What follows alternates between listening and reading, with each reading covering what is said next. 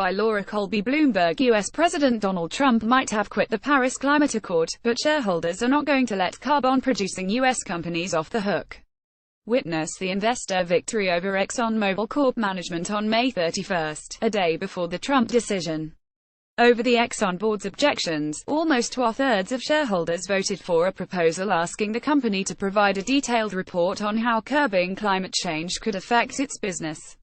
Leading the charge was the giant New York State Common Retirement Fund, which manages $192 billion and is a veteran activist. Its partner was a far smaller and lower-profile newcomer taking one of its first public stands in the U.S., the Church of England.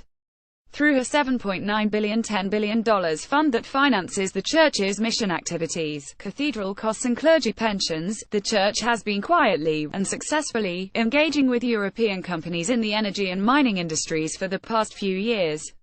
BP, BHP Billiton and Royal Dutch Shell have all voluntarily adopted similar climate change steps to those sought at Exxon. "We see ourselves as active, rather than activist," said Edward Mason, head of responsible investment at Church Commissioners for England, as the fund is formally known. The Church of England, also known as the Anglican Church, is the state church of England. Christianity came to the country during Roman times, but the church split from Rome in the 16th century under King Henry VIII. Like many socially responsible investors, the Church today prefers to engage collaboratively with companies rather than resort to a public brawl. Exxon, though, has resisted, asking the U.S. Securities and Exchange Commission SEC for permission to keep the proposal off its proxy 2 years in a row, which the SEC denied. Exxon argued that its current processes were sufficient to test its holdings for risk. Last year, when Rex Tillerson, now as Secretary of State, was Exxon's chief executive officer, the proposal got 38% of votes. The Church of England rallied dozens of U.S. religious investors, from the Mary Knowles Sisters to the Unitarian Universalist Association, to back the Exxon shareholder resolution, along with giant institutions, such as Hermes Investment Management, AXA Investment Managers, and CalPERS. It won 62.1% of the vote. Exxon's board will reconsider its opposition to the measure. "It was an incredible watershed moment," said Natasha Lamb, director for equity research and shareholder engagement at Boston-based Arjuna Capital. "They got this whole European coalition together," she said.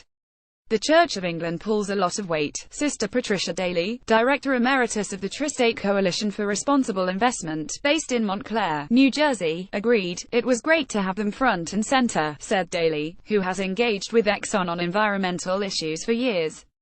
"They helped push the needle and gave new impetus to shareholders, and not only faith-based ones. Crucial help. The Church's ability to enlist backing from giant institutions, such as BlackRock Inc., was crucial to passing the resolution," said Gregory Elders, an analyst for Bloomberg Intelligence. "They push mainstream responsible investing views," he said.